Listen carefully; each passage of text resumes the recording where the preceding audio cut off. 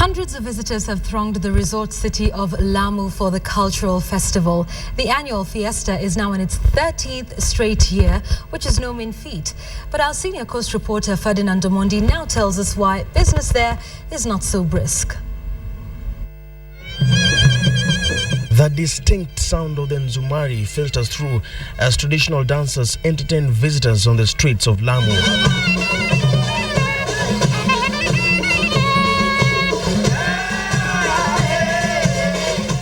It is that time of the year when hundreds of visitors troop to the beautiful resort town for the annual cultural festival.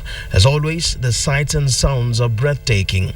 Hotels are speaking of a new lease of life after a difficult early period of the year. Tulikuwa katika 20%. Tunashukuru hii culture festival imeboost. Tumekuja mpaka karibu 75%. Sometimes 80%. 80% may sound great, but this is actually a 20% decline in bookings. A few years ago, most hotels would register 100%. At Sunsail Hotel, for example, manager says they would fill all the rooms and even go ahead and lay some guests at the dining hall. Even locals would accommodate some visitors in their houses for a fee. Those numbers today are no more than nostalgic. Kutoka mwezi wa August walipiki season nzuri mpaka May au April, lakini baada tu wale terrorist kuwateka nyara wale jamaa wawili hapa Lamu, tumekuta safa sana. The number of foreign tourists is notably lower even on the streets, which is thronged with local tourists, the natives and their relatives.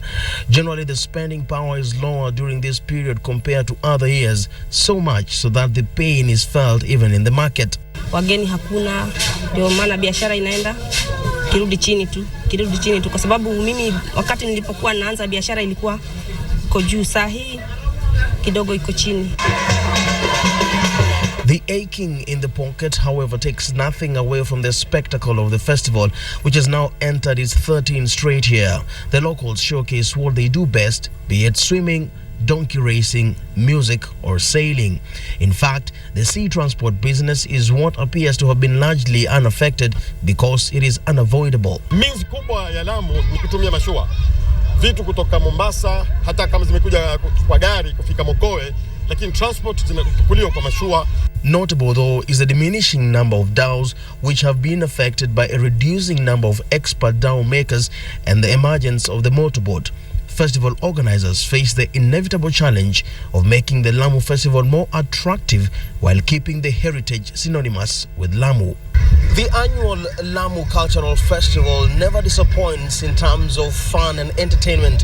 However, in terms of business, its fortunes appear to be dwindling, and perhaps it may be time to get a little bit more innovative to inject a new freshness so that it may also make some business sense. Ferdinand Omondi, KTN, Lamu.